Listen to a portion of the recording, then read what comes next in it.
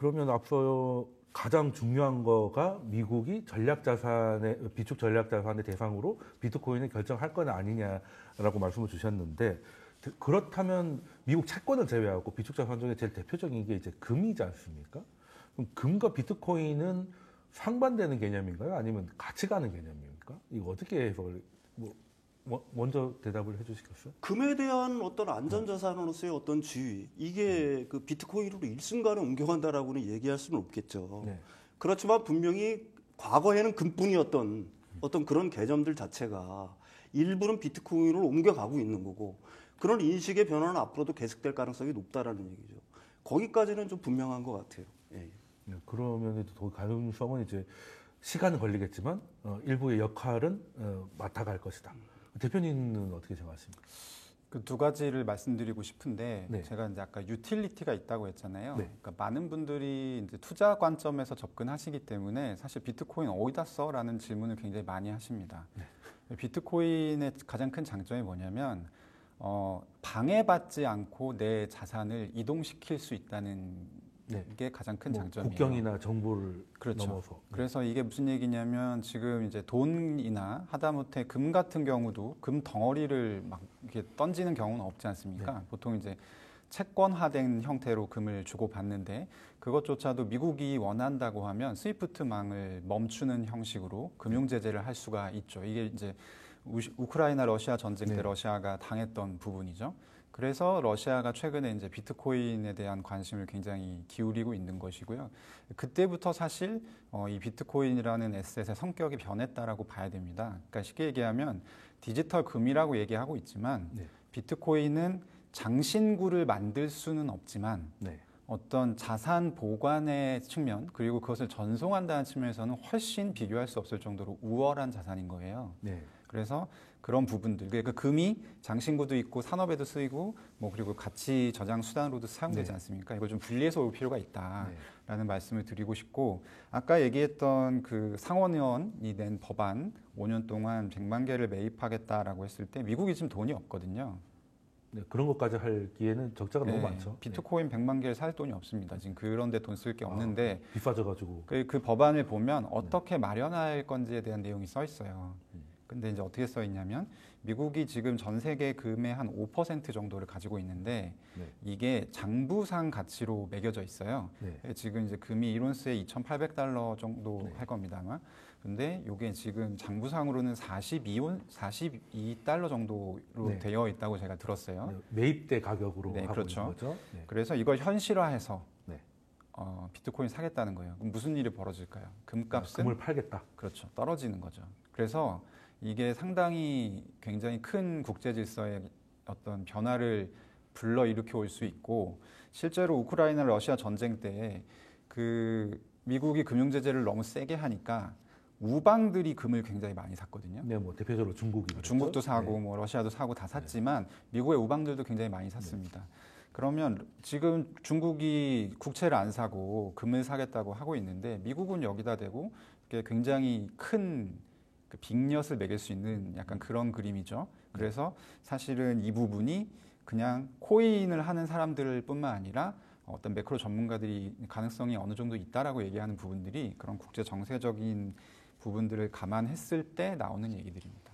그러면은 사실 금을 팔아서 비트코인을 사겠다라고 하면, 그러기에는 금값도 최근에 많이 올랐거든요. 그걸 얘기한다면 비트코인이 오르는 것까지는, 기대감에 가는 것까지는 이해가 되는데, 금은 매도가 나올 수 있다는 게 있는데 금 가격도 사실 굉장히 강했거든요. 금 가격은 최근에 역사적 고점을 이렇게 전고점을 뛰어넘어서 사실 이제 그 슈퍼 사이클이 시작됐다고 봐야 되는데, 저는 그게 이제 넘었을 시점에는 사실 금을 사는 걸 추천했어요, 주변에. 보통 이렇게 한번 넘으면 랠리를 펼치는 경우가 많다, 금 같은 경우는. 그래서 매수를 추천을 했었는데, 갑자기 트럼프가 되고 그것도 모자라서 며칠 뒤에 공화당이 스윕을 해버린 거예요. 그러면 지금 그 리스크를 반영해야 됩니다. 그리고 저는 그게 반영돼 있다고 보는데, 왜냐하면 트럼프 이후에 금 가격과 비트코인 가격 추이를 보면 금 가격은 거의 오르지 않았어요. 하지만 비트코인 가격은 거의 30-40% 올랐거든요. 근데 만약에 법안이 통과된다, 실제로 금을 미국이 이 법안을 수정할 수도 있는 것이고 네. 그 비트코인 100만 개를 모으는 방법이 굉장히 많습니다. 세금으로 얻어도 되고요. 네. 상당히 많은데 근데 국채 발행도 되지 않습니까? 뭐 그쪽 국채 발행을 해도 되죠. 그런데 이제 여러 가지 방법이 있는데 만약에 이 법안이 통과가 된다라고 하면 일단 금값에는 상당히 반영할 수밖에 없다라고 생각합니다. 그럼 평론가님은 금을 팔아서 비트코인 산다는 거 이거 현실성이 어느 정도 된다고 보십니까? 글쎄요, 뭐 금값이 자기들이 옛날에 그 매입했을 때보다는 뭐 엄청나게 많이 올랐으니까. 네, 40달러에 샀으면 근데 뭐. 미국이 금을 판다는 소식이 전해지면은 네. 금값은 폭락하겠죠. 그럼 미국이 그렇죠. 자신이 갖고 있는 자산도 폭락하는 거예요. 그렇죠. 그렇죠. 뭐 어마어마하게 갖고 있는데 그 자산 어떡할 거예요? 네. 그러니까 중국이 국채를 쉽게 그렇게 던지지 못하는 이거랑 거의 비슷한 맥락에서 그렇죠. 우리는 그 부분을 이해를 해야 될 것 같아요. 그런 일이 현실화될 거냐라는 거는 제가 생각하기에는 뭐 그거는 현실화될 가능성은 없고 가는 거 미국이 비밀이에 진짜 극비리에 뭐 그렇게 된다라고 하면 모르겠지만은 금을 팔라고 하면 어떤 다른 대안이 있어야 되겠죠. 네. 저도 그 법안을 보고 느낀 게 당장에 이제 재원이 없으니까 그거에 대한 그냥 대답을 한 것이고 실제 그럴 생각까지는 아닌 게 아닐까. 그래서 미국이 뭐 경제가 성장하면 거기서 나오는 돈이라든지 아니면 뭐 그 머스크가 연방 정부의 세금을 줄이면 그거 가지고도 살 수 있지 않습니까? 뭐 여러 가지 방법이 있을 건데 지금 당장은 그런 걸 다 얘기할 수 없으니까 그냥 우리 흔히 하는 말로 전세 보증금 빼서 사면 되지. 뭐 약간 이런 느낌으로 말하지 않았을까? 글쎄요, 미국이 그 전략 자산으로 진짜로 준비 자산이 일종의 전략 자산으로 비트코인을 갖다 국가적 차원에서 매집할 거라고는 글쎄요, 그럴 가능성이 저는 뭐 개인적으로 좀 의문입니다. 다만 이제 민간 부분에 어떤 규제를 점점 풀어주고 네. 뭐 그렇게 해도 아까도 말씀드렸듯이 이미 뭐 비트코인 100만 개가 미국에 있는 거고 내년에 되면 한 200만 개 정도로 추산을 하는데 글쎄요, 그 비트코인의 패권 아니면 그 가상자산의 패권은 그 정도만 하더라도 충분히 미국이 가질 수 있다. 뭐 이렇게 보는 게 합리적인 판단 같아요. 이거 사실 일단 비트코인의 가치라고 하면 활용 가치라고 하면 이제 아까 대표님 말씀 주신 것처럼 이제 국가의 통제나 물리적 한계를 넘어서는 이제 그 자산의 저장과 이동이잖아요. 그런 거를 봤을 때 저는 이거를 미국 정부가 직접 들어와 가지고 가격 개입을 하는 거는 오히려 비트코인하고 맞지 않다고 생각이 들고 그래서 제 생각에는 지금 예전에는 미국이 우주 개발할 때 나사를 만들어 직접 했지 않습니까? 근데 지금 스페이스X라는 민간으로 하고 있잖아요. 그러면 정부가 살 것 같이 분위기를 만들어서 민간들이 사면 정부는 돈 안 들이고 가치도 살리고 그리고 그 비트코인의 가격에 대한 미국의 입지가 커지는 손 안 대고 코 푸는 전략 아니겠습니까? 그것도 충분히 가능하지 않을까요? 저는 생각이 좀 다른데 네. 비트코인을 직접 보유해야 하는 이유는 그 말씀드렸잖아요. 아무도 막을 수 없다고. 네. 미국 기업이 가지고 있다고 해서 그것이 미국의 비트코인이 아닙니다. 네. 압수를 할 수가 없어요. 뭐 다른 자산도 압수는 좀 힘들지 않습니까? 다른 자산은 이제 이동을 막을 수 있죠. 네. 어쨌든 자산이 네. 뭐 주식이든 뭐든 상품이든 채권이든 전부 다 이동을 막을 수 있지만 비트코인은 이걸 어디다가 넣어놔서 그걸 내가 마음대로 보내고 싶다 했을 때 막을 수가 없기 때문에 직접 보유하는 것이 저는 타당하다고 보고 또 하나는 비트코인 그러니까 쉽게 얘기하면 이거는 약간 미국은 이미 이 망이 필요 없어요. 비트코인 망이. 이미 스위프트라는 망이 네. 있기 때문에 기존의 이걸 게 그냥 있으니까. 장악하고 있기 때문에 쓰면 됩니다. 네. 그래서 굳이 이 비트코인을 통해서 할 필요는 없는데 다만 이 망을 누군가 장악하지 않도록 견제해야 하는 것이죠. 네, 그게 탈중앙화의 하나 아니겠습니까? 그렇죠. 근데 이제 그거 탈중앙화에 위배되지 않느냐는 말에는 저도 10분 동감하고 네. 그 얘기는 사실 비트코인 현물 ETF가 나올 때부터 저희가 이제 우려했던 것이 뭐냐면 페이퍼 비트코인이라는 개념이 있어요. 네. 그래서 이제 비트코인은 사실 실제로 네트워크 상에서 전송될 때만 그 가치를 조금 더 드러내면서 네. 확실시할 수 있는 것인데 이게 뭐 블랙락의 ETF 형태로 들어간달지 나중에 블랙락이 블록체인을 하나 만들어서 네. 거기에 자기가 가지고 있는 요즘 이제 RWA라고 해서 이런 분야가 네. 새롭게 나오고 있습니다만 거기에 자기가 가지고 있는 ETF를 거래시킨다라고 했을 때는 이제 비트코인은 또 사유화되는 거 아닙니까? 약화되는 것이거든요. 그렇죠. 그래서 이제 비트코인이 투자자 중에 굉장히 그 골수 네. 굉장히 오래전부터 탈중앙화를 위해서 이 물건을 사용해야 된다라고 주장하시는 분들은 이런 부분들에 굉장히 불만을 문제의식을 가지고 있죠, 실제로. 근데 뭐 어쨌든 주인이 없는 지금 체인이기 때문에 어떻게 될지는 한번 지켜봐야 됩니다. 일단은 미국은 스위프트 방을 갖다가 장악을 하고 있죠. 네. 그렇지만 그거 자체가 무너지고 있다는 신호들이 여러 군데서 나오는 겁니다. 그게 바로 이제 우리나라 무역상들이 지금 우리나라 전체 무역의 한 3.4% 정도를 갖다가 이거 결제 안 해요. 코인 결제해요. 테더라든지 이런 걸로 결제를 합니다, 실제로. 그게 실제로. 근데 전 세계적으로 보게 되면은 우리나라 같은 경우에는 금융 시스템이 그대로 어느 정도 이렇게 유지가 되고 있는데 금융 시스템이 완전히 안 된 나라들이 많잖아요. 그러면 그렇죠. 아프리카라든지 뭐 은행망이 안 돼 있는 은행망이 것들. 안 돼 있는 것 같은 이 스위프트망 자체를 갖다 이용할 수도 없는 거고 네. 스위프트망 자체를 이용한 자체가 그 개별 거래하는 사람들한테는 이게 굉장히 큰 장애거든요, 사실. 결제 뭐 며칠 있어야 받는 거고. 네, 엄청 그렇잖아요. 구식이라고 또 하더라고요. 수수료 내야 옛날에 되죠. 만들어서. 네. 뭐 이런 것들을 갖다 일시에 해결할 수 있는 게 바로 지금 스테이블 코인이잖아요. 실제로 네. 그게 쓰이고 있어요. 우리나라에서도 이게 뭐 공식적으로 파악을 한 게 제가 알기로는 9월 달까지 한 총체 무역 거래의 한 3.4% 정도 되는 줄 알고 있어요. 그렇다면 이거는 다른 말로 얘기하면은 그 달러 패권, 달러의 기존의 결제 시스템 자체가 서서히 어딘가에서는 뚝이 무너지는 것처럼 새고 있다는 얘기입니다.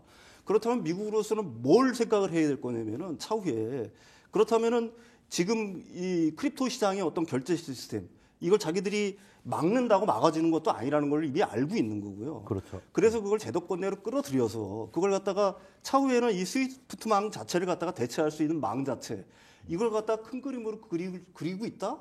뭐 이런 추론도 제가 생각에는 얼마든지 가능한 거 아니냐 이런 생각을 합니다. 그래서 일부에서는 지금 뭐 탈중앙화라는 얘기를 하면서 사실은 이 가상자산 자체를 갖다가 뭐 익명성 보장이란 말은 더 이상 그게 의미가 없는 거고요. 얼마든지 옮겨갈 수 있는 건 맞아요. 그렇지만 그걸 갖다가 국가의 통제받기다 영원히 이걸 갖다가 국가가 통제할 수 없다는 개념 자체는 이게 사실 맨 처음에 뭐 비트코인이 나오고 탈중앙화 내고 분산 뭐 이런 얘기들이 나오면서 사실은 그게 굉장히 큰 의미로 다가왔지만 이게 점점점 사실은 어떻게 보면 역으로 놓고 보면 지난 10년 동안 이 크립토로 하는 사람들이 빨리 국가에서 우리를 제도화 시켜달라고 부탁을 한 거 아니겠어요. 그렇죠. 그 국가한테 트럼프 매달린 거 정부도 아니겠습니까? 그랬고요. 그럼 뭐 네. ETF를 현물 ETF를 만들어 달라. 그러는데 결론은 뭐죠? 말이 좀 장황해졌습니다만 더 이상 이게 어떤 완전히 익명성에 숨어서 물론 그런 어떤 방안이 전혀 없다는 건 아니에요. 그건 굉장히 큰 장점이지만 그게 국가의 어떤 제도라든지 어떤 국가의 감시망에서 완전히 빠져 있는 이게 어떤 외계 생명체처럼 더 이상 그런 세계가 아니다. 그래서 국가의 통제가 어느 정도 가능한 거에 와 있는 거고요. 미국이 꿈꾸는 궁극적으로는 이걸 갖다가 국가가 완전히 통제하겠다. 이런 개념 하에서 사실은 그 미국을 갖다가 가상자산의 수도로 만들겠다라든지 뭐 이런 얘기들이 나온다. 뭐 이렇게 봐야 될 것 같아요. 그러니까 사실 그 코인이 무역 거래에 쓰인다고 해가지고 굳이 달러 패권이 깨진다고 말하기도 어려운 게 스테이블 코인이 결국 달러랑 패그니까 기술만 좀 좋아지고 기본 베이스는 똑같은 거 아니겠습니까? 그런데 국가 입장에서 그걸 통제할 필요가 있는 거죠. 그게 얘가 도대체 이걸 뭘로 결제를 했고 이게 어떤 놈이 어떤 사람한테 얼마를 결제했고 이런 걸 갖다가 파악을 해야지 거기한테 뭐 세금을 매긴다거나 그렇죠. 아니면 다른 조치들을 할 수 있을 거 그러면 지금 아니겠습니까? 3.4%에 이르는 거래에 대해서는 세금이 없는 겁니까? 그 추적하기가 그걸 갖다가 지금 완전히 추적한다는 게 거의 굉장히 어렵겠죠. 네. 그러면 그 평론가님이 쭉 말씀하신 거는 이제 뭐 탈중앙하고 다 좋지만 국가라는 시스템하고 어느 정도는 타협하게 돼서 야생에서 이제 가축화되는 과정이다.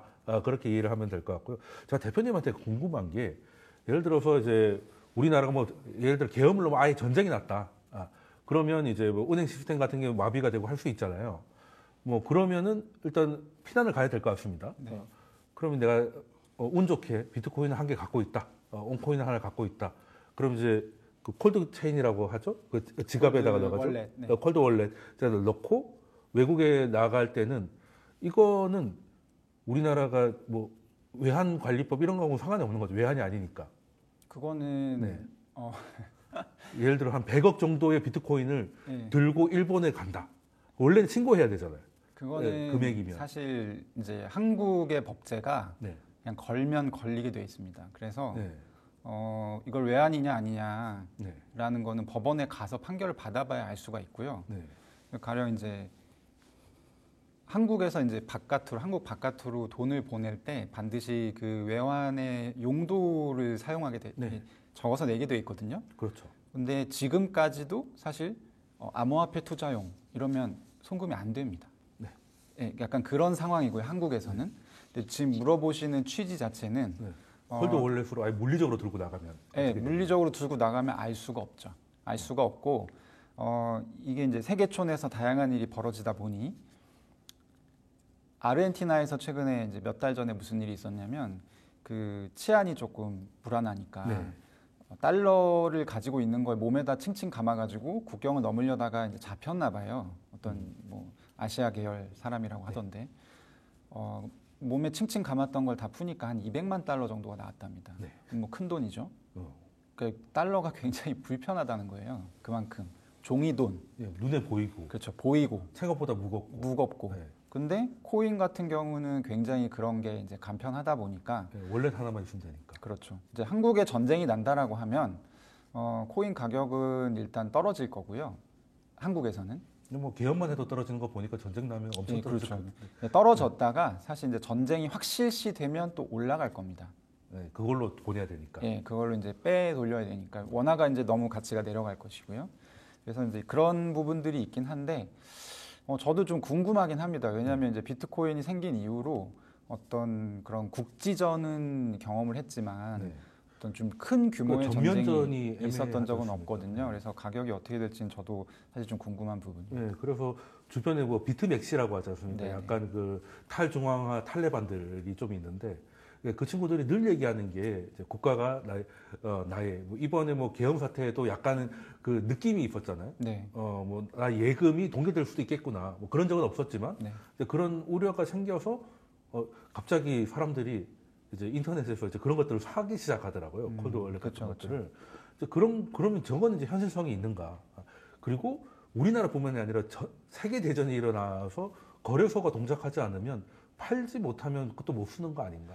근데 이제 거래소가 동작하지 않으면 그렇고요. 네. 콜드 월렛 같은 경우는 되게 그냥 컴퓨터와 인터넷이 된다면 네. 사실 전송하는 데는 가장 좋은 수단이긴 해요. 예, 전송은 되는데 지금 우리가 이제 비트코인으로 먹고 살 수는 없으니까 뭔가 뭐 거래를 할 수 있는 다른 무언가 화폐가 됐던 이런 걸로 바꿔야 되잖아요. 근데 이제 모든 세계 거래소가 네. 다 닫힐 가능성은 낮으니까 하긴 그 정도의 상황이면 그냥 죽는 게 낫지 뭐하러 이렇게 그렇습니다. 예, 멀쩡한 곳이 없다는 뜻이니까요. 예, 알겠습니다. 그러면은 그 비트코인 얘기를 했으니까 비트코인이라고 하면 2017년에 그 유명한 대담이 있었을 때 뭐 튤립 버블에 비교도 하고 국가가 금지를 시킬 거다 뭐 이런 얘기가 있어가지고 그때 2,700만 원인데도 그렇게 난리가 났었어요. 네. 근데 지금은 이제 적어도 비트코인에게는 사기란 얘기는 안 하더라고요. 알트코인은 이제 다른 대표님도 비트코인 외엔 다 사기라고 했고 저도 거긴 동의하거든요. 근데 이제 그럼 비트코인이 제일 나은 그냥 비트코인만 모으면 되는 겁니까? 코인을 투자하고 싶다면 다른 것들은 머리 아프니까 네. 그냥 돈만 생기면 비트코인을 모아놓는 게 가장 안전한 방법일까요? 이제 그런 거를 많이 추천하죠. 왜냐하면 이게 그렇게 물어봤을 때 이게 틀렸을 때 욕 먹고 싶지 않잖아요. 그러니까 가장 안전한 그리고 변동성이 좀 덜한 자산이 코인 중에는 비트코인이니까 그렇게 많이 추천을 하는데 저는 뭐 하기 나름인 것 같아요. 가령 지금 스테이블 코인 오늘 얘기 많이 했잖아요. 네. 그 스테이블 코인은 사실 엄밀히 말하면 이 비트코인이나 이더리움 같은 코인하고는 전혀 다른 종류의 그렇죠. 코인이거든요. 그건 뭐 철학 MMF 자체가. 같은 느낌이니까. 그렇죠.